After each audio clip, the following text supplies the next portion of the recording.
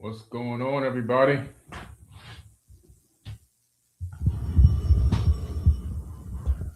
Billy Carson here, aka Forbidden Knowledge. And tonight's going to be a good talk. Thank y'all for joining me on TikTok. You're behind the scenes on the Forbidden Knowledge podcast, by the way. If you want to watch it on the big screen, you can come on over to YouTube or you can stay right here. But tonight, we're going to be reading from a book, a little known book called War is a Racket by General Smedley Butler. Now, who's Smedley Butler? I'm going to read his bio to you shortly. Okay. We have to understand what's going on in this day and age. We need to understand where we stand as the citizens of the world. Right now, there are people that have taken control of this planet. And these people have listed themselves as public servants. And these people have violated every law of the land. And I mean every law. These people have trafficked our kids. They have assaulted our children. They are responsible for most of the disappearances that happen every single year. It's so ironic that every single year, there's about the same exact number of little girls missing. It's almost the same number every year in the Board of Statistics. You can't believe in any coincidences. There are no coincidences. The reason why it's happening is because it's planned. Some are natural abductions, some are abnormal situations, but the number that goes missing is to within 10 or 15% annually. Right now, the majority of us watching this live could be all together in a giant room.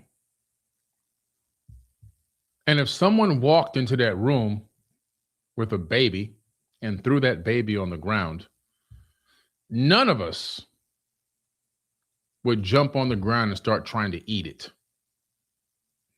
Yet, as we know in these Epstein files, the people that we've given all of our power to, if you walked into a room full of them and throw a baby on the ground, they'll probably fight over it to see who can eat the most. This is what we're dealing with in this society right now on planet Earth.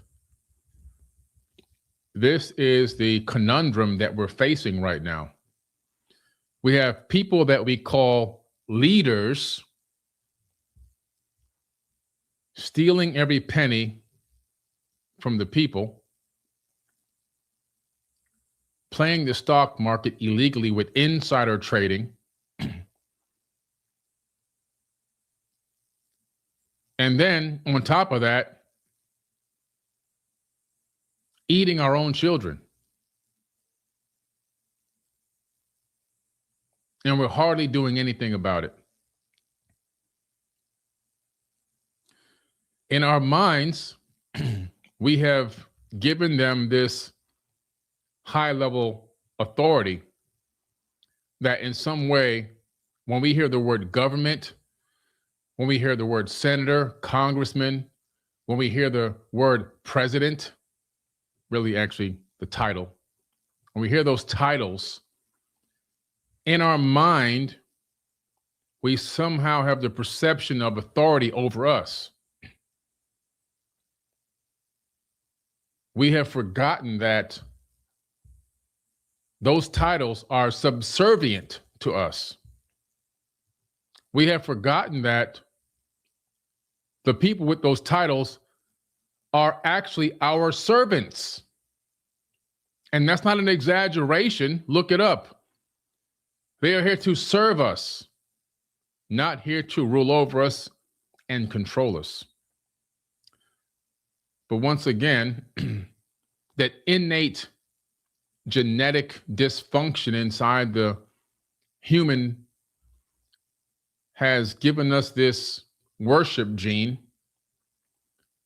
that wants to worship something on the outside of us, that wants to hold these people to high esteem. Even though we know that they have committed such egregious acts against mankind,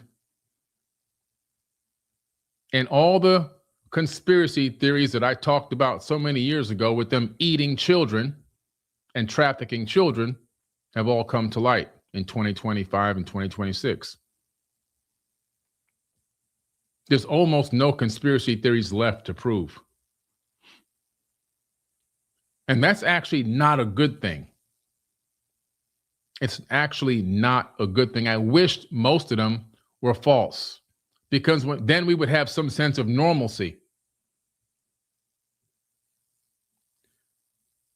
Before I get into this War is Racket by Major General Smedley Butler from the Marines, I'm going to read to you a little bit of his book.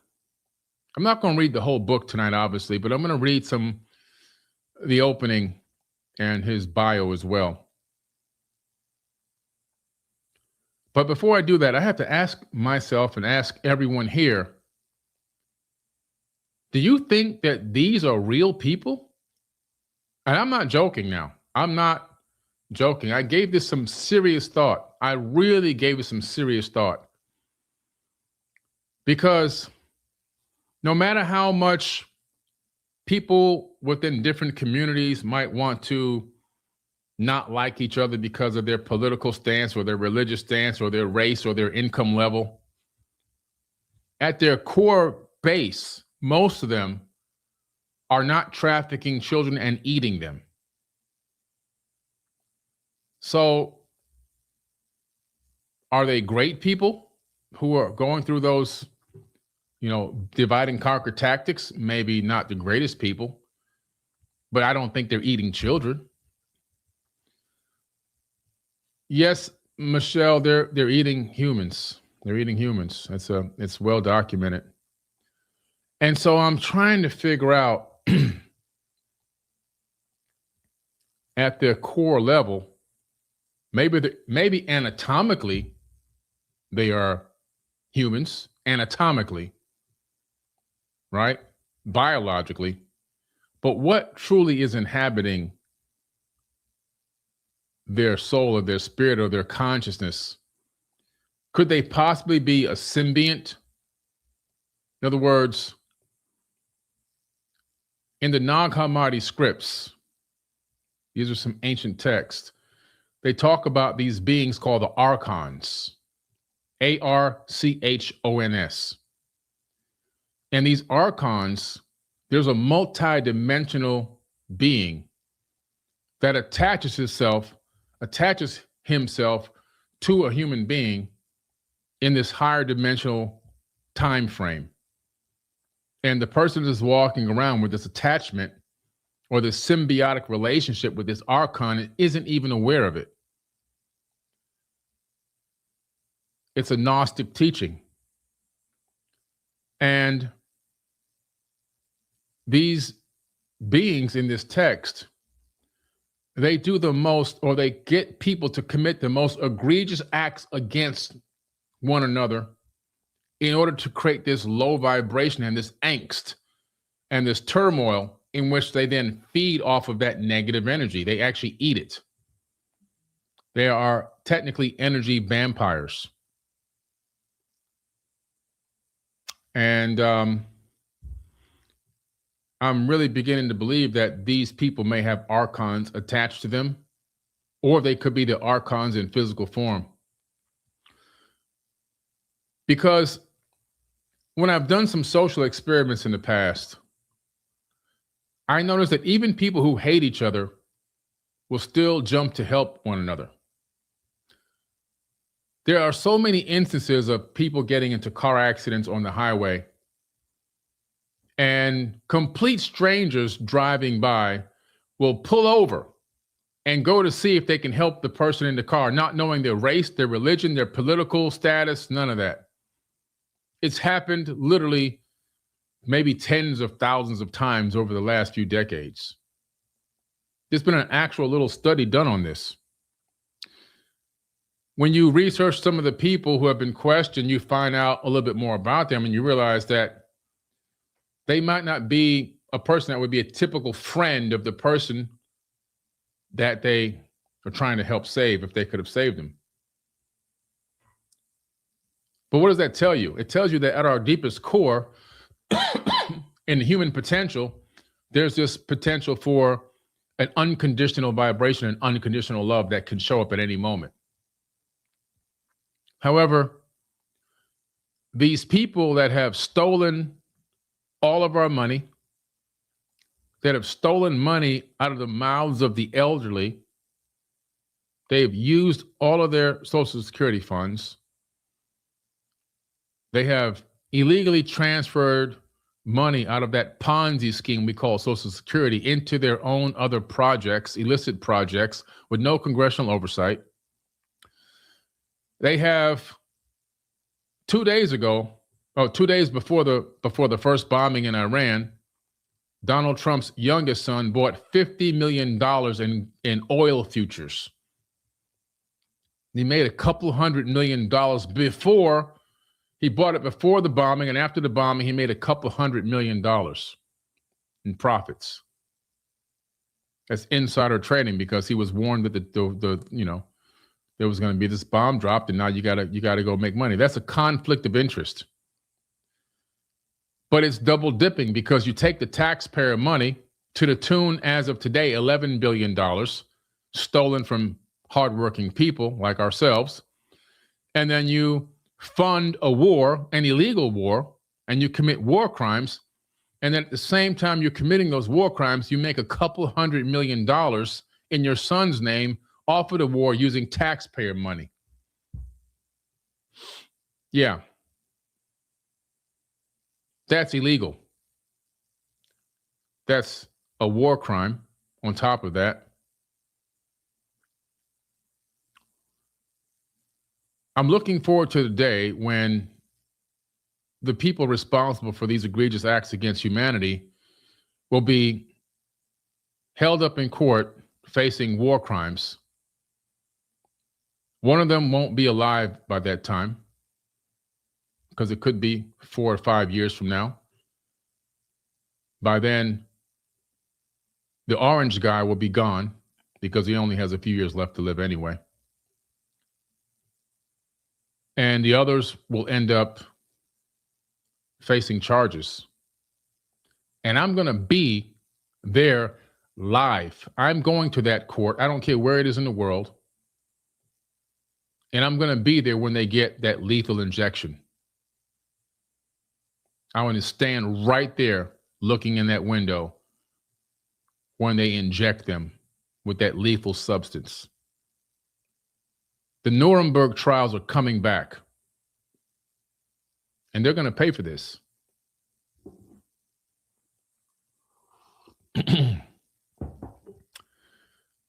This was about one thing and one thing only, and that's why I'm going to read to you War is a Racket by Major General Smedley Butler, a book he wrote a very long time ago.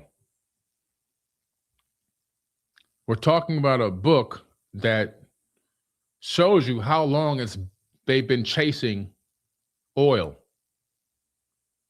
There's 2 reasons why they are attacking Iran. Actually, technically 3 reasons. The first reason is Iran and Tehran don't have a central bank. The last 2 places on the planet Earth that don't have a central bank. The last 2 places worth anything in terms of resources. So Rothschild will install the central bank. This is what their hopes are. I don't think it's going to happen, because Iran surprised everybody. The second thing that they're wanting to invade Iran for and take over Iran is because they went to Venezuela. They went to Venezuela to steal the oil, which they successfully did. But the oil there is very crude. It's a very thick sludge. That oil is so thick and sludgy, it can't flow through pipelines properly. It clogs up the pipelines.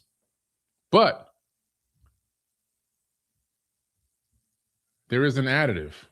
So I'm on TikTok Live. TikTok just they don't like what I'm talking about. But that additive is available in Iran. And that additive, when you add it to the sludge, the crude sludge, it smooths it out and lets it flow through the pipelines very smoothly and easily. And who has an abundant amount of that additive? Iran does. Iran has it. The next thing is obviously the oil. Beware when America says you're going to bring democracy to your country to rescue your people.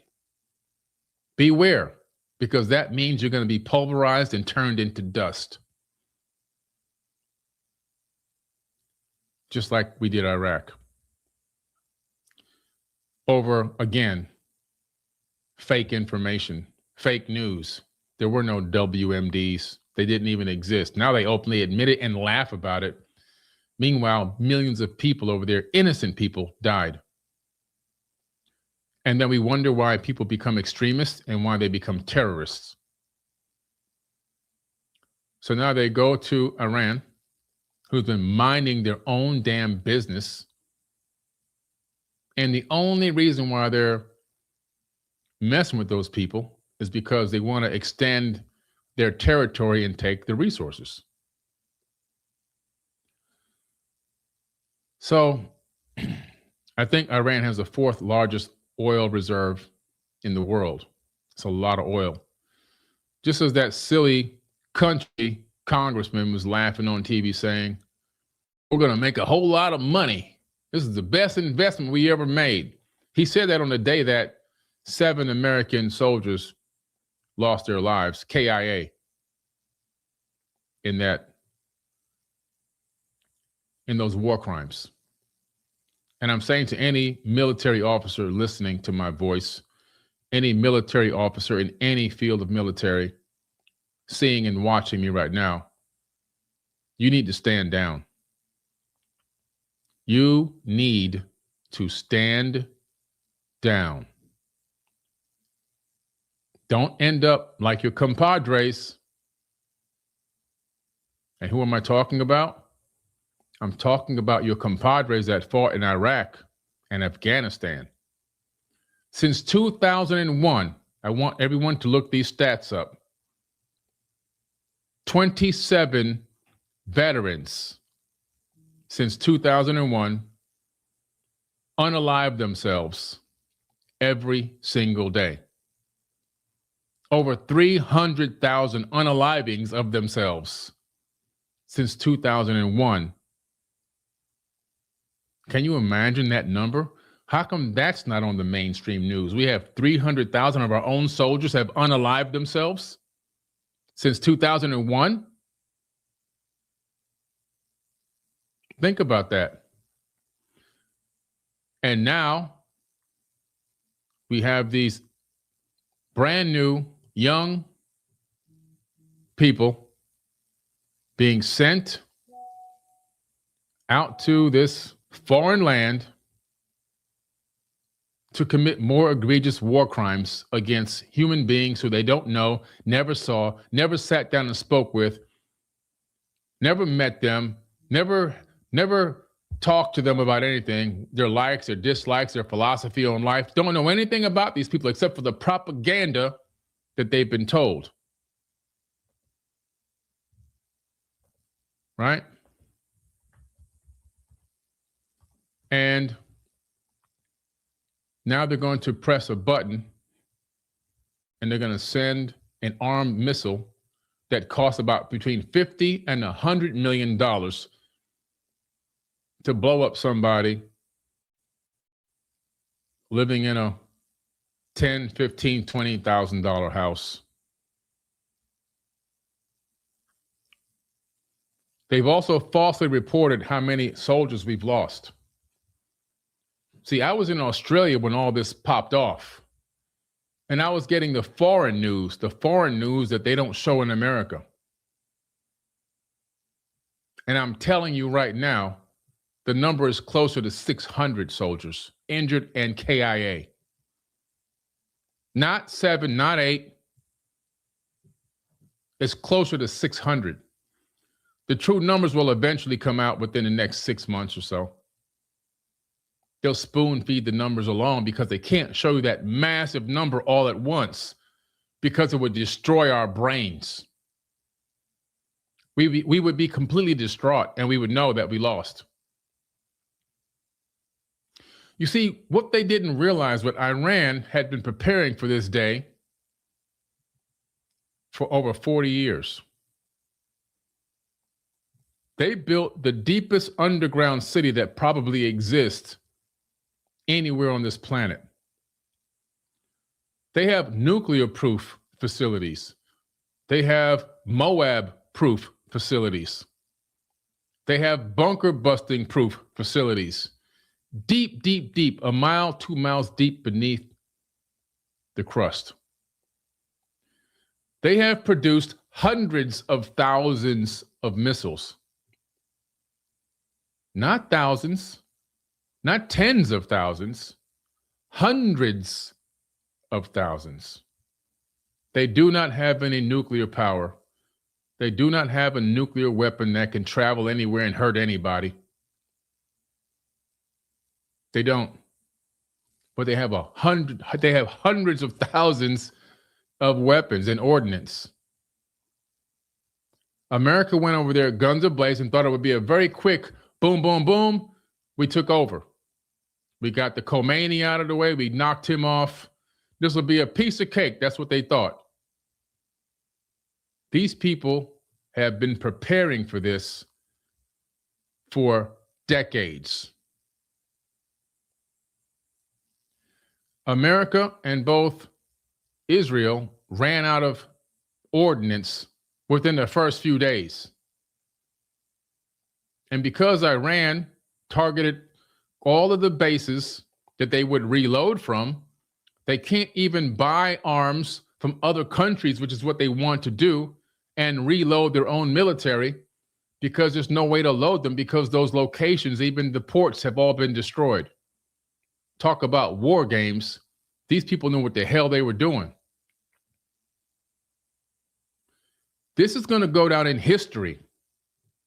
It'll be taught in military school.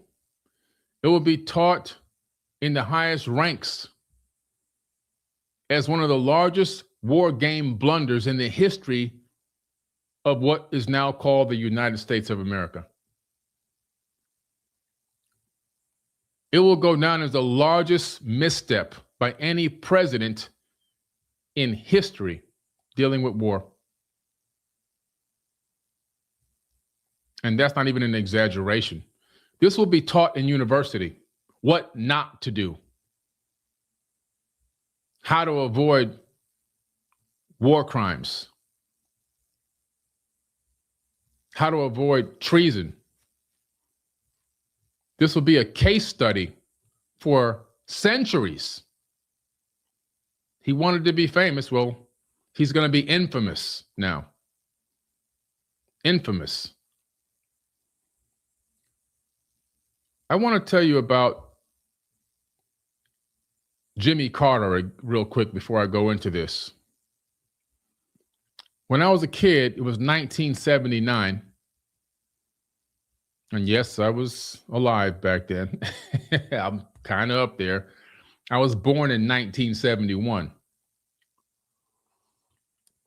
I've been around for a minute. I've seen presidents come and go.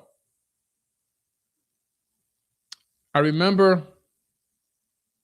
Jimmy Carter was president, 1979, and there was a situation going on in Iran, of all places. Militants stormed the U.S. Embassy in Tehran and took 52 American diplomats hostage. The crisis lasted for 444 days. 444. In ancient times, 444 meant rebellion. Of course, the propaganda will tell you they just did this out of the random. They just randomly didn't want Americans around. But as we all know, we're beginning to learn in 2026 who the real terrorists are. I think people are starting to figure out what I've been talking about for the last 15 years. Who are the real terrorists? It's not the guys with camels and tents, I'll tell you that much. And you'll find this out when I read some of this Smedley Butler. So they kidnapped the 52 Americans at the embassy in Tehran because they were infringing on them and trying to control them. And Jimmy Carter said, okay, we're going to go in. So he created this thing called Operation Eagle Claw. And that Operation Eagle Claw, it started in 1980. Okay.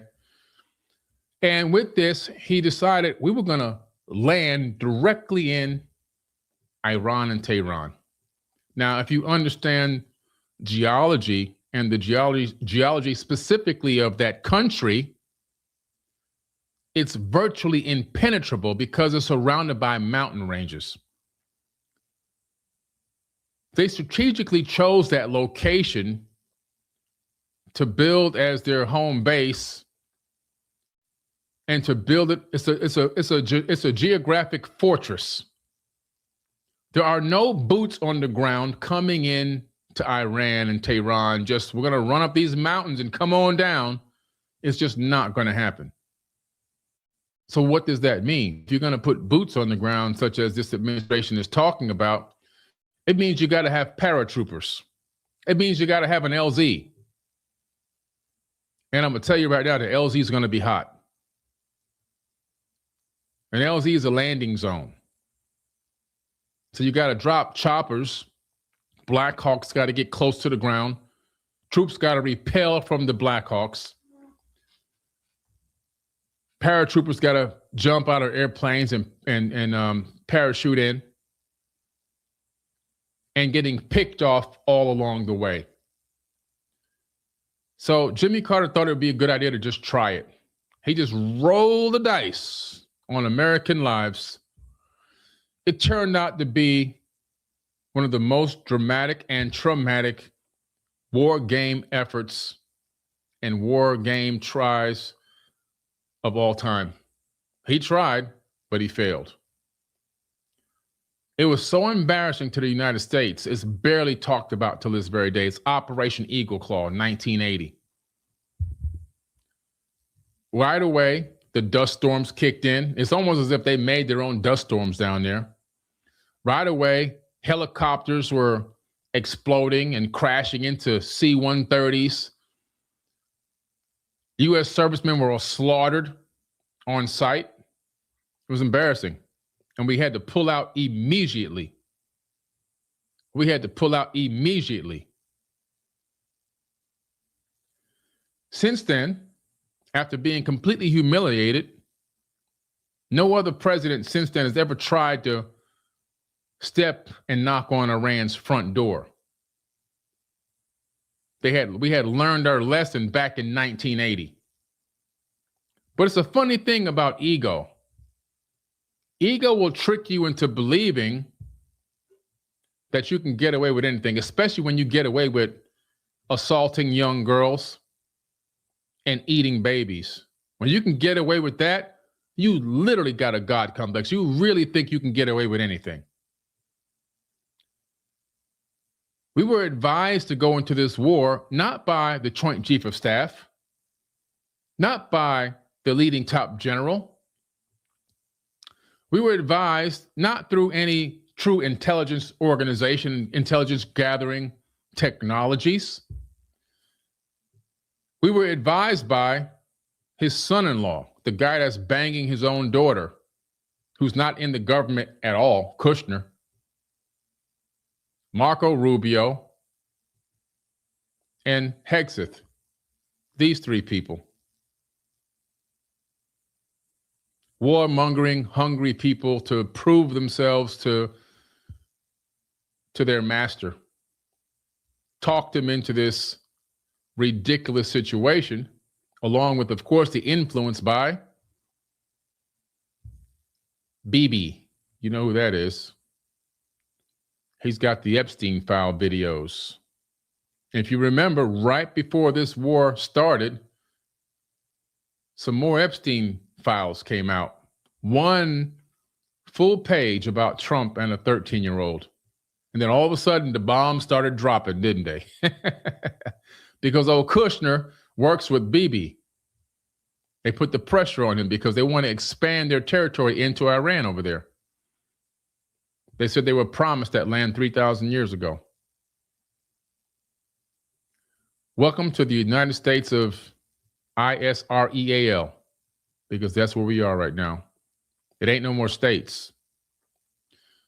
They knew that they had the last chance. This is the last chance they had to make this happen with this president.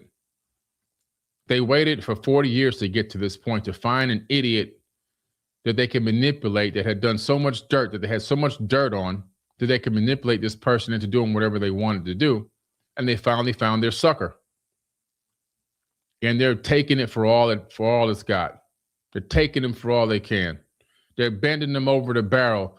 Straight mushroom tip. No Vaseline and no spit. Just dry mushroom tip, going right in raw. They get him to do whatever they want to do. Because he'd rather blow up schools full of girls across in another land that didn't have anything to do with anything, instead of getting exposed for his crimes against children. It's a very sick situation. It's a very, very sick situation. He said, well, since I'm going to go do this thing anyway, I might as well make some money off of it. He just made a press release today. When people were complaining about the oil going up, he said, no, when the oil goes up, we make a lot of money. Well, who the hell is we? You and your billionaire friends and your kids? Because we over here, we ain't making no money. Unless I would have gone and invested in the oil futures before you dropped the bombs. Had I known you were going to do that. Insider trading. But this is a cycle that we keep repeating on this planet over and over and over and over and over and over and over again.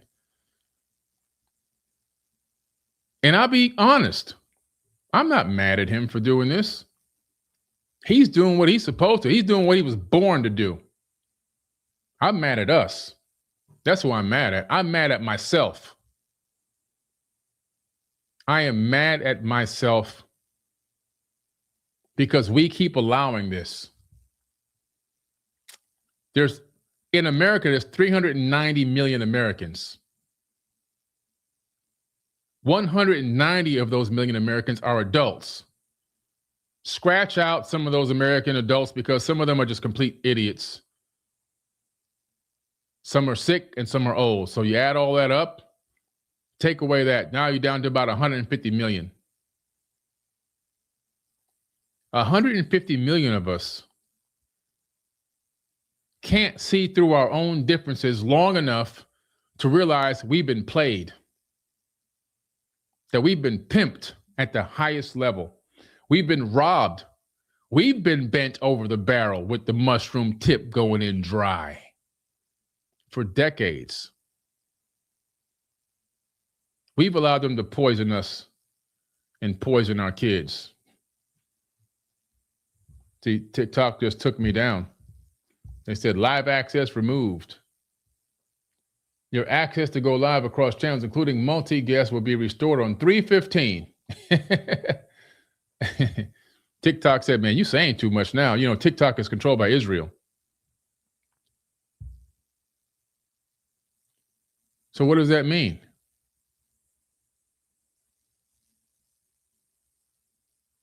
Are we going to keep bending over this barrel and taking it raw? Or are we going to wake the fuck up and stop this foolishness from happening?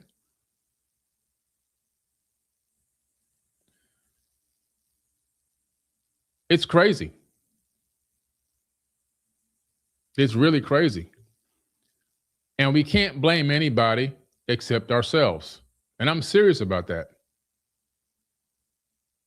Let's take a look at Smedley Butler and see what he had to say. You can get this book on Amazon. It's called War is a Racket by Smedley D. Butler. This is a short anti-war pamphlet. It was written by a Major General in the Marines who was an American military hero, but became disillusioned with the profiteering and propaganda and the injustice of the military, industrial, and intelligence foreign policy establishments. And he came to oppose American involvement in foreign wars designed to benefit financial and industrial interests. Interesting, huh?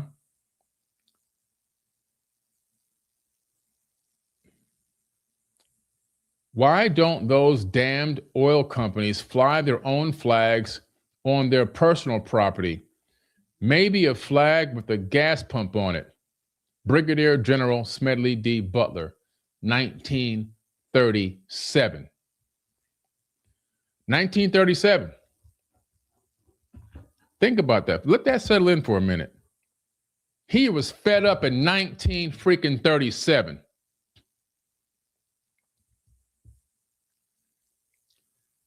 Let's see what he says here.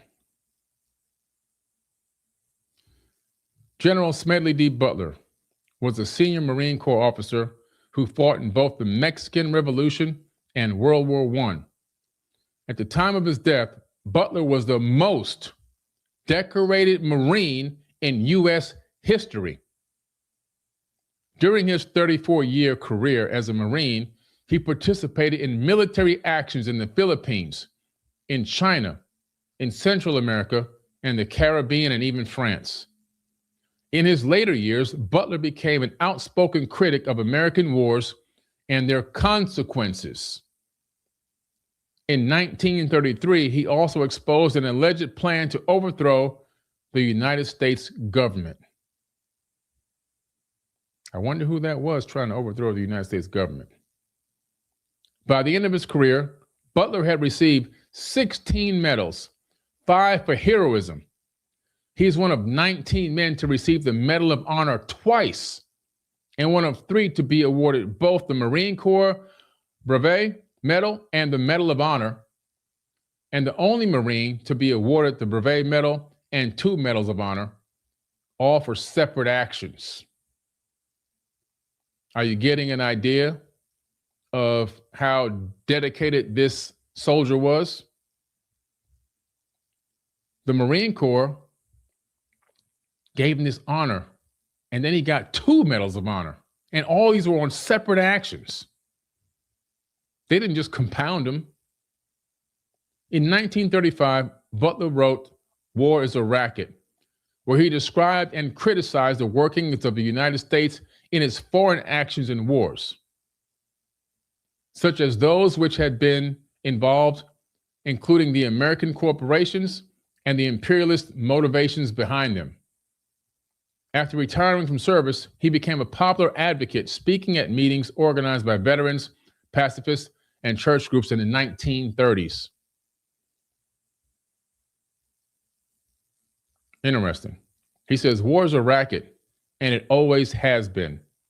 It is possibly the oldest, easily the most profitable, and surely the most vicious. It is the only one international in scope. It is the only one in which the profits are reckoned in dollars and not the loss of lives. Does that sound familiar to you? This is in the 1930s. This shit was already happening. A racket is best described, I believe, as something that is not what it seems to the majority of people. Only a small inside group knows what it's about. Does that sound familiar to you? It is conducted for the benefit of the very few at the expense of the very many. Out of war, a few people make huge fortunes. I just told you, Trump's son just put 50 million on oil 2 days before the first bomb dropped.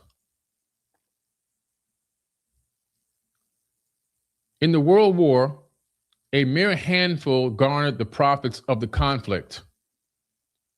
At least 21,000 new millionaires and billionaires were made in the United States during the World War. Do you see what it's about? This is what they call old money. That many admitted their huge blood gains in their income tax returns. How many war millionaires falsified their income tax returns? No one knows. This is Smedley Butler talking. How many of these war millionaires shouldered a rifle? None. You see, soldiers, when I say to stand down, you got to realize you're jumping out here in these streets and hopping on these planes and flying across the foreign lands, ordered by somebody sitting around in a $10,000 suit and some ridiculous floor shine shoes, telling you to off somebody who you don't even know anything about them. You put the trajectory in and the target ID in for a school full of children. How are you going to go to sleep at night? How are you even going to kiss your own babies? Don't put yourself in that situation ever again.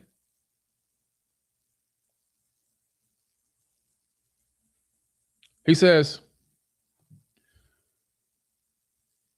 how many of them parried the bayonet and thrust it into an enemy? How many of them were wounded or killed in battle? None. How come these warmongering polytricksters don't put their kids on the front lines? You want to paratroop some young people into the heart of the war? Send your kids first and your grandchildren first. That should be a standard rule and standard law. You want to go against another country? Then the leader of both countries do hand-to-hand combat till the death. That should be a standard law to go to war. That's honor. I guarantee there won't be no damn wars because these guys are a bunch of wussies.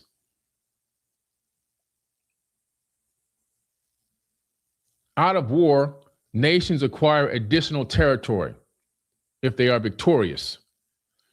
They just take it.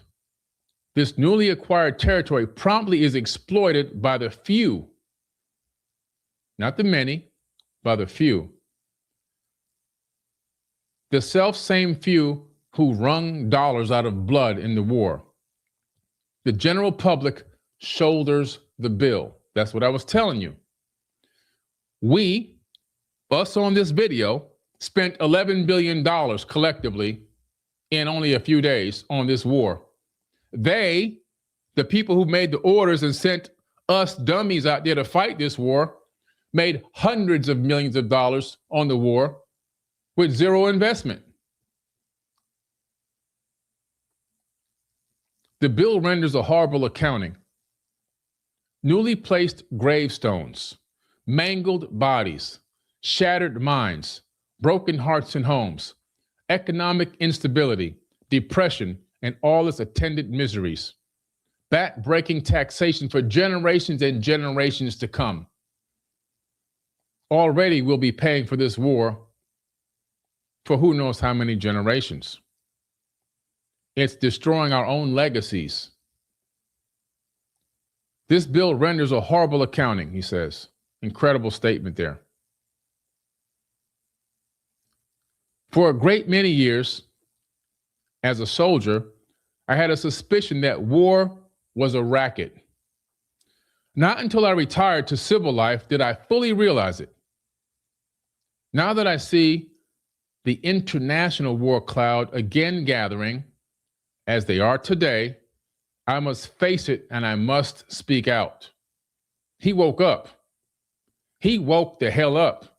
He said, wait a goddamn minute. Are you kidding me? He saw behind the veil.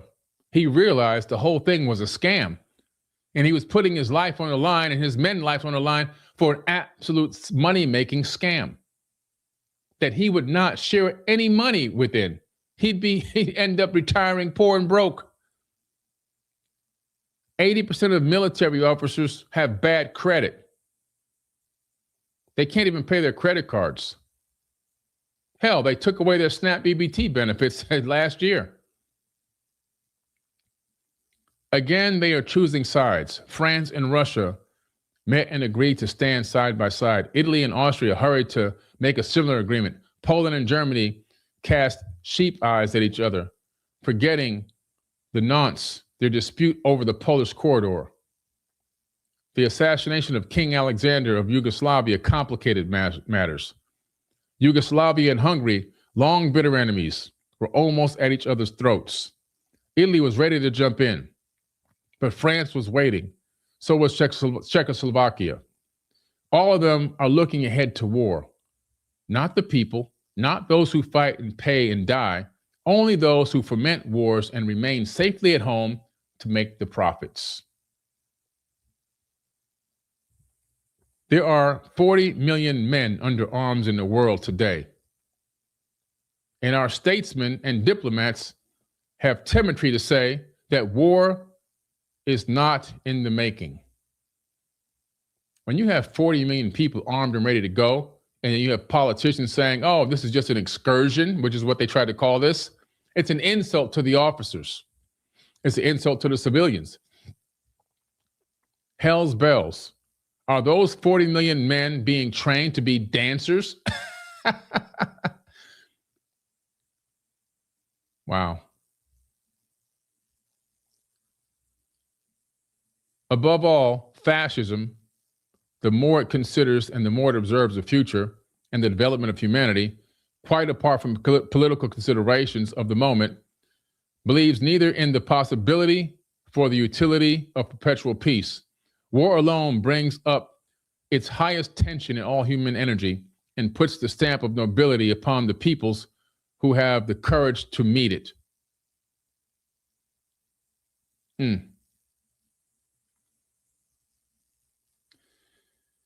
I mean, I can keep going on and on, but you're getting the point. General Smedley Butler had enough. He woke up. He spoke up. He even put the energy into a damn book, which I'm reading right now. You see, the people that are sending us to war don't really have any power to send us to war. Even that's an illusion. You see, if I'm a president and I'm commanding an army, if I'm a king and I'm commanding an army, if I'm a supreme leader and I'm commanding an army, if I'm an emperor and I'm commanding an army, and I say to my soldiers, go out there to this location and slaughter. I said it. I ordered it. But at the end of the day, the people have to make the active decision to execute it. At the end of the day, all I've done is created a vibration in my throat and spoke it out into the atmosphere. It went into your ears. You decoded what I said. And then you have a decision to make. The problem is, we don't even think about the decision. The people in those service, they don't even think about the decision. They just go as zealots. So-and-so said, do this. I'm gone. I'm not even going to think about it. Instead of taking in the information and processing it and saying to themselves, is this person sending me to do something that is against the law? Is this person sending me to do something that's going to get me in a war crime tribunal later on in my life? Is this person sending me to do something that's going to make me go crazy and become depressed and maybe unalive myself from depression for the sins I've committed? Is this intelligence that they've given me, this intel, is it sound? Where did you get this intel from? Sir Major, Sergeant Major, you said that there's intel that they're going to launch a nuke against us. Where did this intelligence come from? I want to see the evidence before I go out here and execute 100 million people. I need to see some data. But see, we're afraid to speak up like that. We're afraid to stand up because human beings have a sheep mentality. So since the other 10,000 soldiers are going along with it, I guess I better go along with it. I better not ask a question because then they're going to yell at me. Would you rather be yelled at and kicked out, or would you rather go unalive people and suffer the consequences for the rest of your life?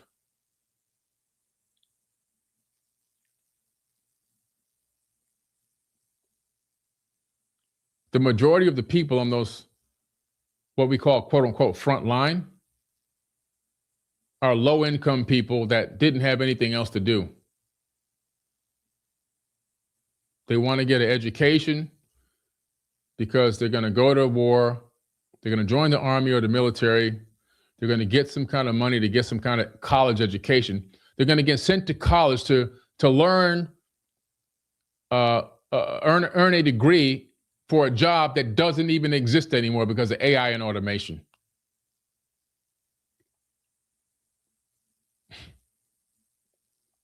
They're going to get this discount on their mortgage. So I'm going to go halfway around the world, drop a $50 million bomb on a guy riding a camel in a blanket, and now I can come back and I can get my discounted mortgage rate and I can get my 4-year education for a job that doesn't even exist. You got to start asking yourself these freaking questions, man. You got to start asking these questions. You got to say, wait a damn minute. I need more information. When people tell me to do something or ask me to do something, I ask a lot of questions because I want to get a better understanding of what I'm committing to. I want to know what the hell I'm getting involved in. Let me see some evidence. Let me see some information on that before I jump on in and commit to that. You got to become a constructive thinker. You got to ask questions. You got to seek answers. You got to look at data. You can't take these people's words for what they're telling you because they lie about everything. They use this specific neuroscience technique. They will tell you that, for example, the sky is blue. They'll say the sky is green. And they'll say it so confidently, the sky is green. And if you argue with them, they'll say the sky is green. And no matter how many people come to tell them it's blue, they'll say the sky is green. And everyone in that same department will keep saying, no, the sky is green. You're wrong. You're wrong. You're wrong. It's green. Eventually, everybody starts saying the sky is green.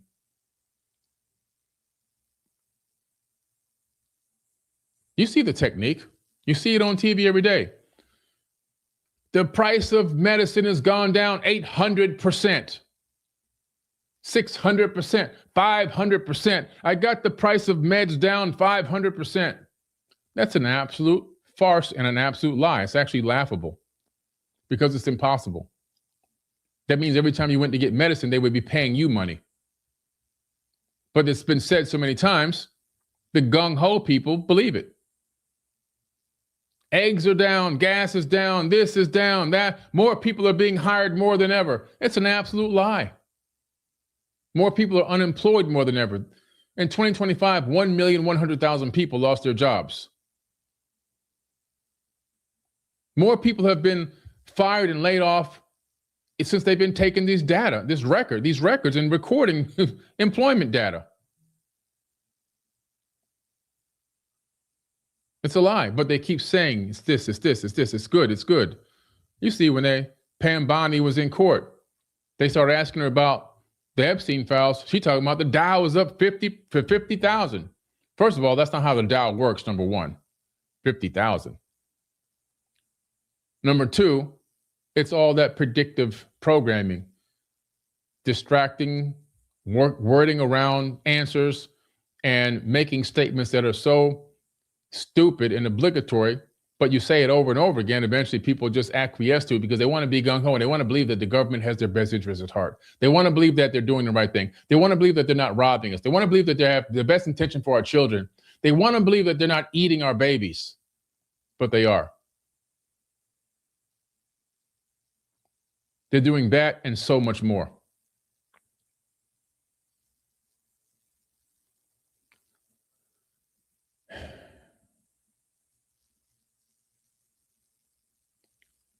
You know, the reason why, when I was a kid, I kept trying to figure out why the Middle East was always destabilized.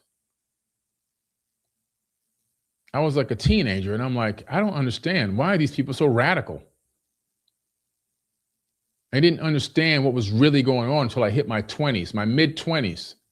And when I got to my mid-20s, I started asking some freaking questions. I had some friends come back from the Iraq war, and shit just wasn't adding up. And they weren't right ever again. And that's when I said, I need to look this up, man. I got to figure out what the hell is going on over there. Because 2 + 2 ain't equaling 4. The math ain't mathing. And the more I looked into it, the more I realized exactly what Smedley Butler discovered. Anybody ever heard of Halliburton? A multi-billion-dollar company formed by Dick Cheney. Obama sat on the board of that company. Bush Jr. They were partners. They formed a company that made $38 billion after they turned Iraq into dust. That company was supposed to go in and clean up Iraq, rebuild it. Do you know what they did? They built a $20 million gas station. Well, that's what they say it costed them. They built a hospital and a couple of buildings and pocketed the rest of the money. Halliburton.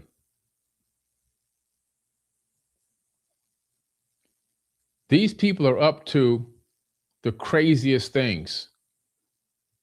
Obama and Hillary Clinton teamed up when he was in office, and they had an illegal war. Illegal, just like we're doing in Iran, in Sudan. You see, Obama was slicker with his crimes. He kept a lot of shit quiet, so you didn't know what the hell he was up to.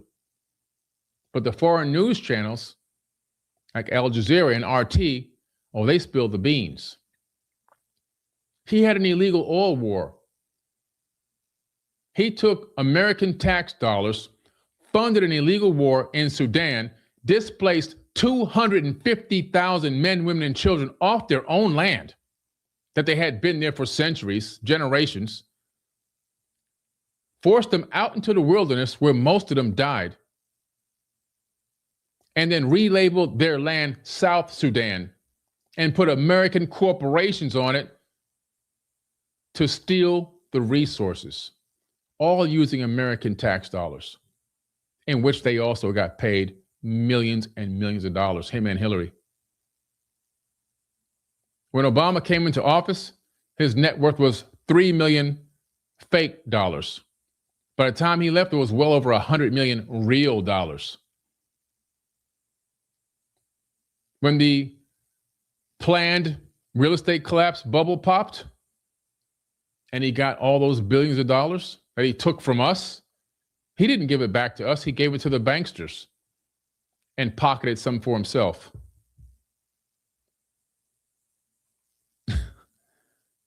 Listen, man, like Smedley Butler said, war is a racket.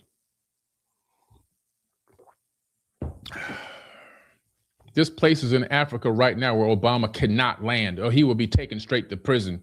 Black people were picketing in the streets saying, don't come to our country. You don't see that on the American news, did you?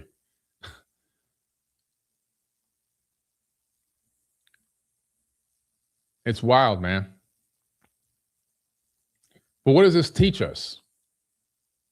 What does this teach us? It has to teach us something about ourselves. It has to teach us at the end of the day, in some way, we must be participating in this system that allows these egregious acts against humanity to continue to happen.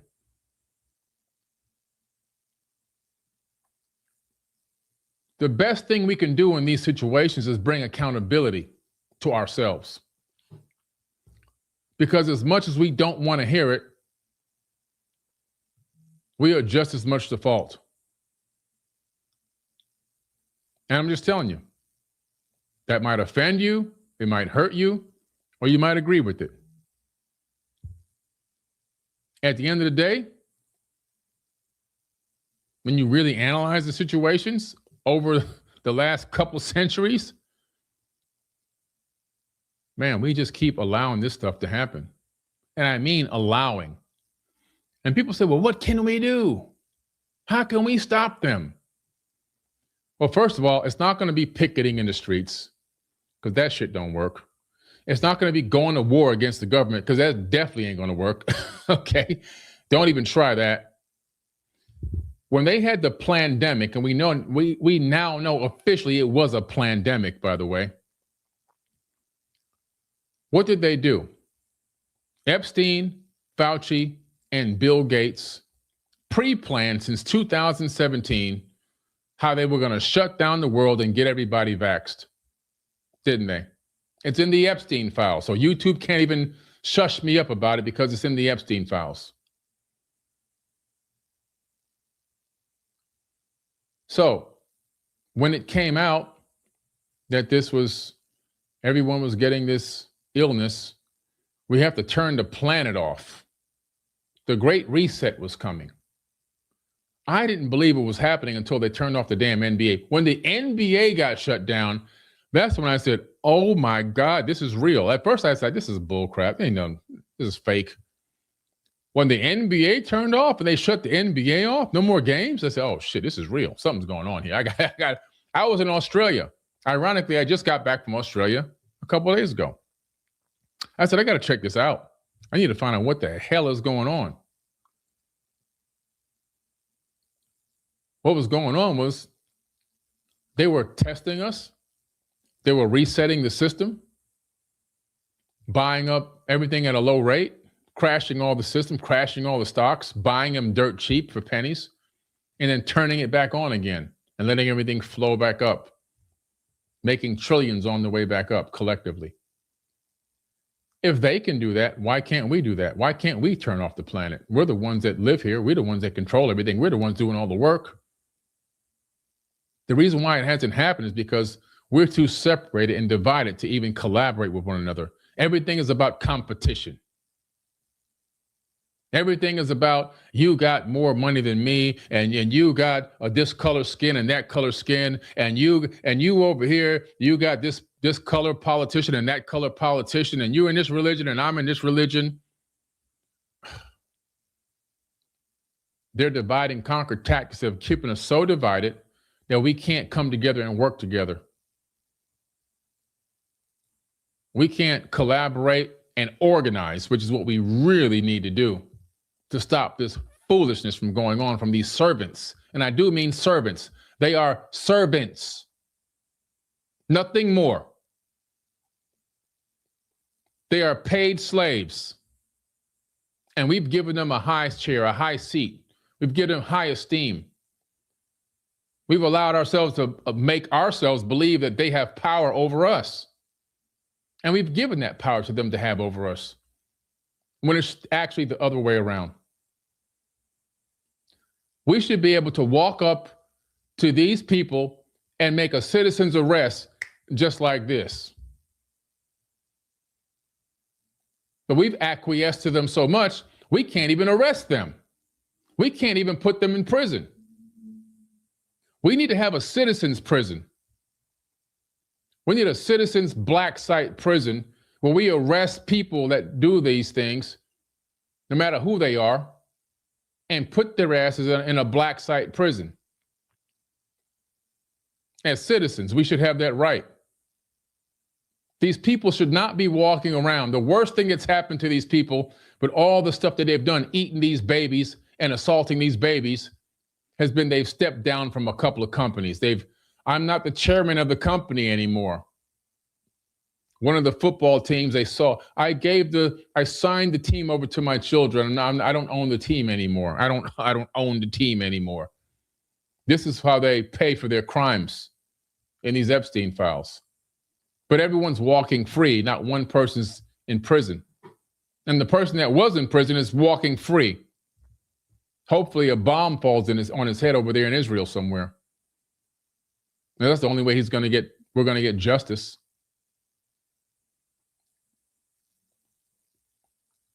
Wild. The body that they claim was Epstein, if you pull up the coroner's report, the coroner makes a statement that's shocking. The coroner says he had an enlarged prostate. But when you look at Epstein's medical records, we clearly discover, or his medical emails, you clearly discover he didn't have a prostate. He had his prostate removed. So if he didn't have a prostate, who the hell was that on the gurney getting the autopsy? It wasn't Epstein. You can't put a prostate out and put it back in. It's crazy. This is crazy, man. Anyway, a good friend of mine lives in Dubai. He's actually my business partner. And I called him the other day, and he was fleeing, grabbing some water and his laptop and a couple of fruits because the building next to him was just blown up. He had to go to a bomb shelter and stay there for days. They then released him from that. He's getting ready to get on a flight. They blow up the airport. Goes back to his apartment. There's another airport he can get to. But before that happens, they blow up another building next to him.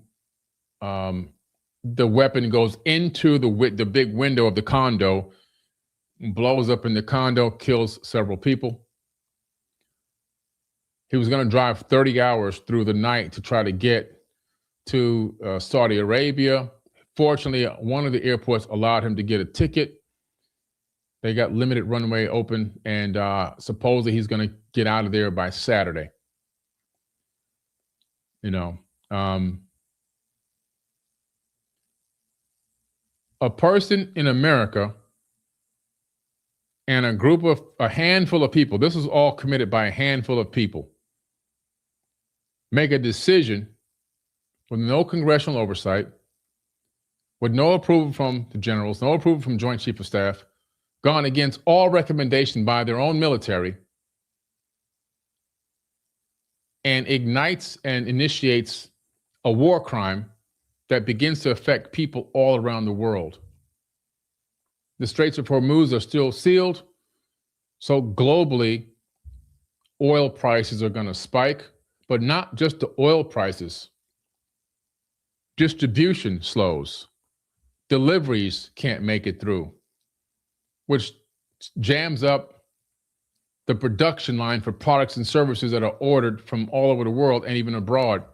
So it begins to put different countries and situations and businesses in stress state. It will force some businesses to go out of business. Oman had never been attacked ever in history since their formation.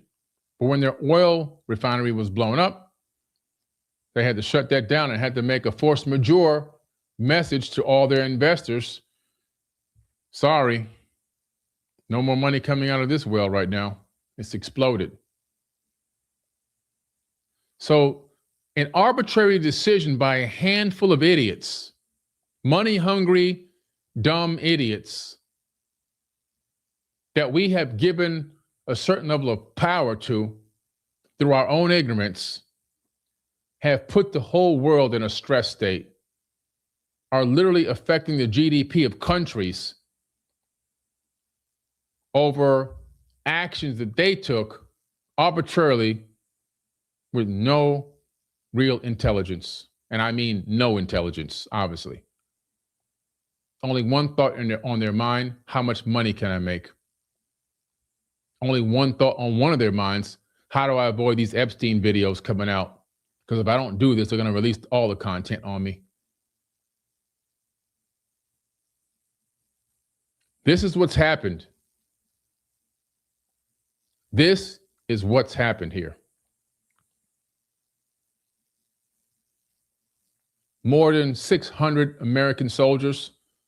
Don't listen to the lies that they're telling you about 7, 8 people. That's bullcrap. We got our asses whooped. They whooped us like runaway slaves in Iran. They've whooped us like runaway slaves. They got us screaming Kunta Kinte tied up to a tree right now. And they're walking around on TV pretending like everything is over. They dropped a Moab on them people, and people laughed at a Moab. We ran out of ammunition. We have no more ordnance to drop over there. We can't drop anything else. We got nothing left. If we drop any more ordnance on Iran, we're leaving our company open and vulnerable to invasion by another country. We won't be able to defend ourselves. Hell, we can't even defend the Gulf state communities and countries. This was coordinated like it's almost like it was coordinated by a group of elementary school kids. It was so poorly coordinated. I could have done a better job if I was going to really do the act. I could have done a 10 times better job. That's how poorly coordinated this was. It was almost like no agenda, fully really understanding the outcome. What's our end game? What's the strategy? No strategy. Trump was told by Bibi, hey, if you take out the Khomeini, the whole place is going to fall overnight and you'll be looked at like a hero. We'll put a puppet dictator in there, then we'll take over Israel, we'll take over Iran, and that'll be the end of it. And you'll have new real estate you can build new property on. You'll make a lot of money. Oh, sounds good. Now, if you don't do it, I'm going to release them files. Don't worry, Bibi, I'm going to do it. Boom, boom, boom. We go over there, guns are blazing. The first 3 fighter jets we send in, the first 3 are blown out of the air. Friendly fire. Now, let me tell you how bad that is. First of all, these fighter jets have an identifier, a digital identifier that's encoded for the people that are airspace is flying, secure airspace is flying over or approaching, right?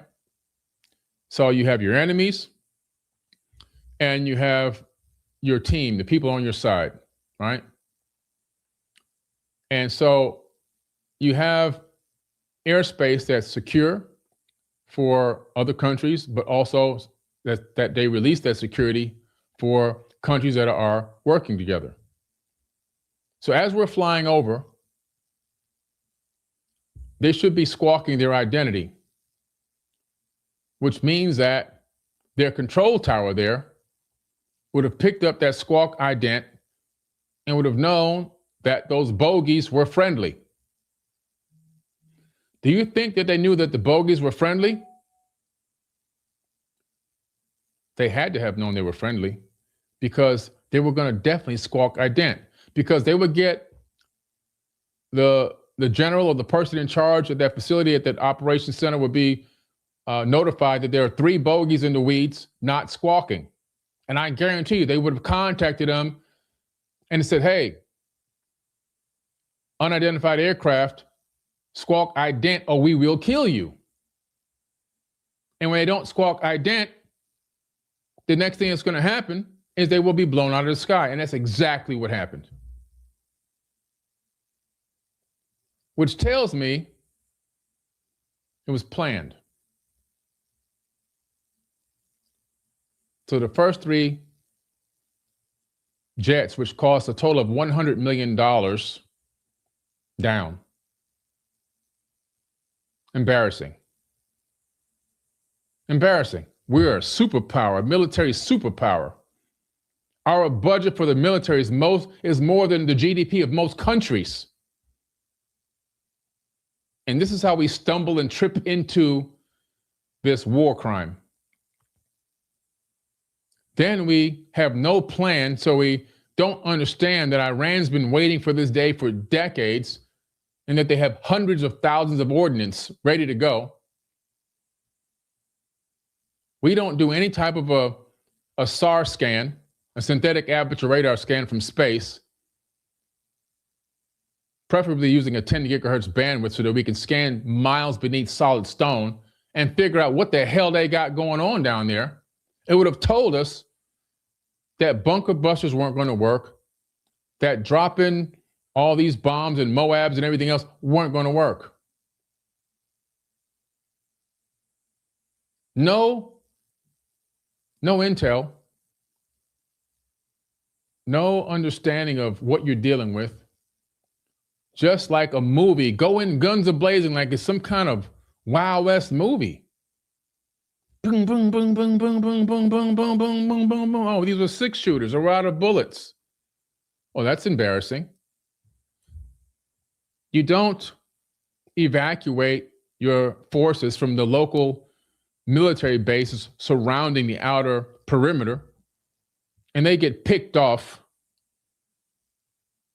like apples in a shooting gallery. Boom, boom, boom, boom, boom, boom. And then the president goes, well, we didn't think they were going to do that. Well, what the hell did you think when you started a war with people? And then they have the public in America believing that these Iranian people don't like their country. Millions of them took to the street chanting for the new Ayatollah, for the new Khomeini, the new Khomeini, the son of the supreme leader. Millions of them cheering, jumping around, excited. How come that didn't make the mainstream news? They only show you the small amount of people that are dissatisfied with their government, that protest, just like we have people go out in the streets and protest. We have people protesting in the street by the thousands for George Floyd. That didn't mean that we didn't want to be Americans. Come on, man. You've been brainwashed. Then they kill the supreme leader, and they don't understand that how that's not going to create millions of people who want to attack us. So now the son takes over. They kill the son's wife, child, and niece. So this new Khomeini lost his father, his wife, his child, and a relative. And you want to negotiate a ceasefire? You want to negotiate a ceasefire? You just annihilated this man's family, his wife, his kid, because you want to make money. Because your son-in-law, who's working with Mossad in Israel, said, you know what, I can get him to do it. Let me just show him a couple of these slides I have, these videos I have on my phone from him with these little girls. We'll get him to go. We'll get him to join us. And we'll just convince him he'll make a lot of money. He'll be happy with that. He likes money. So they go in and they do this. And now we have an entire country that's hell-bent on wanting to destroy us. And we wonder why. If somebody comes into my house and unalives my family members, and I survive, you better be damn sure you escape my grasp. Because if I get my hands on you, it's over. I will hunt you down. Don't you understand it's the same exact thing? These people are extremists. They're terrorists. First of all, let's take a look at what Muslims believe about Jesus Christ. They believe that Jesus Christ existed. They believe that Jesus Christ was one of the greatest prophets of all time. They believe that Jesus Christ was a holy man, a righteous man. They believed that his teachings were amazing. Let's look at what the Jewish faith says about Jesus, aka Yeshua.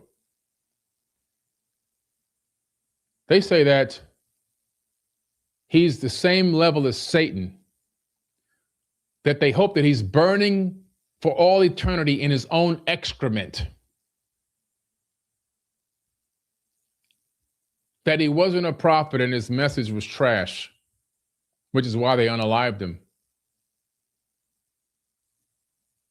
So instead of the Christians working with the Muslims, who have a better synchronicity with their belief system, they're working with these people over here who are totally opposite of anything that they believe. No matter how much they kiss their asses, no matter how much shit's on their lips from kissing the inside of the orifice, they still think you're nothing but a goyim.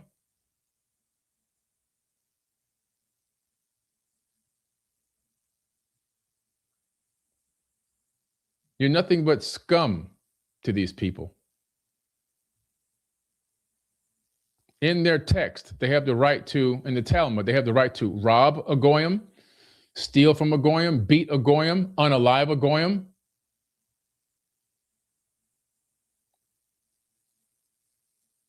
And the proper age acceptable by them for having a situation with a woman, a girl, is age 3.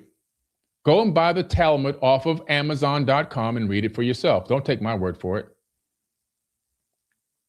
So they're fighting for these people when they are more in sync with these people in terms of belief systems.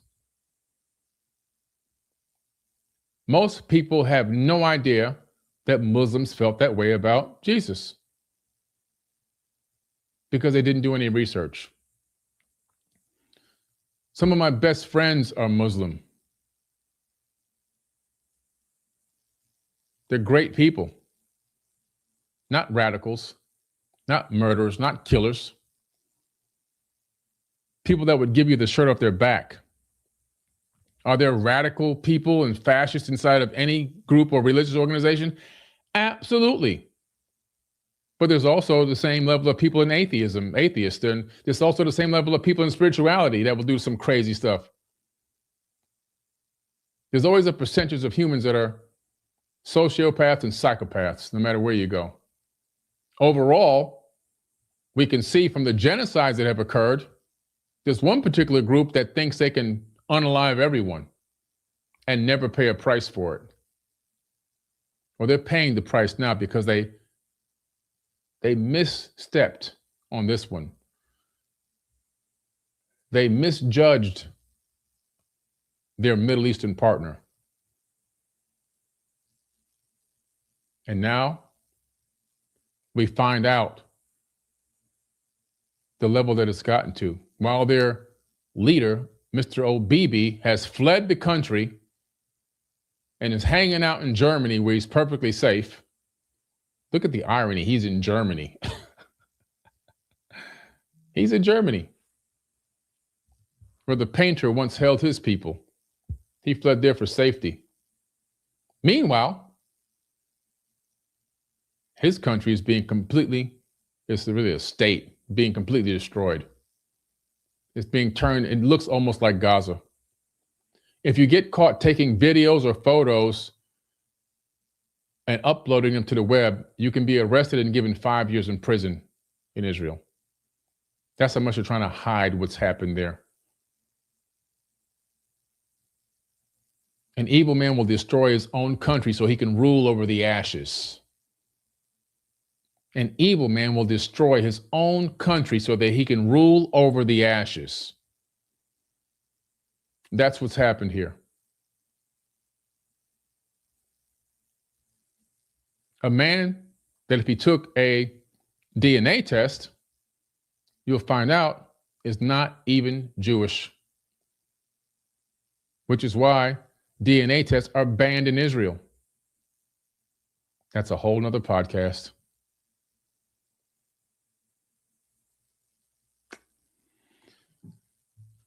Interesting stuff, huh? Interesting stuff. I want to share one thing with y'all. This is thank y'all for hanging out with me tonight. This has been a good talk. I hope that this information impacted some people in a positive way. It's not meant to make you feel sad, distraught. It's meant to make you wake up and realize that we as a civilization on this planet, we the people, the 8 billion people, we've got to work together. We've got to come together. We've got to love one another, and we've got to find a way to take back control of this planet.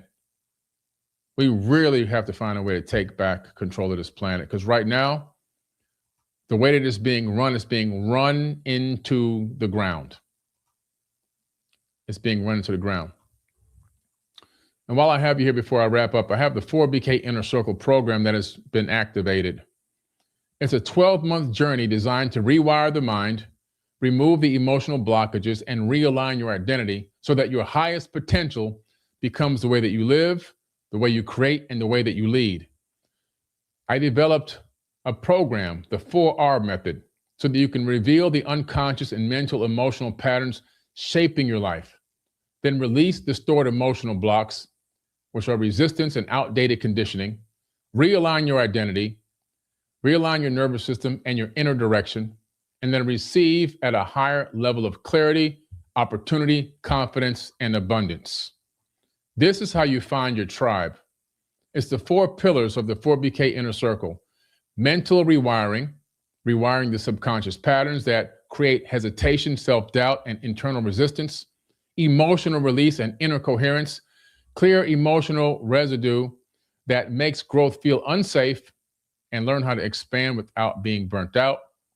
And identity realignment will teach you how to shift and see yourself and what you are available to do, and allow yourself to be, decide, and create at your highest potential. And then your high vibrational environment and mentorship, which I have, will help you immerse yourself in a high integrity environment with myself and my elite mentors in my program.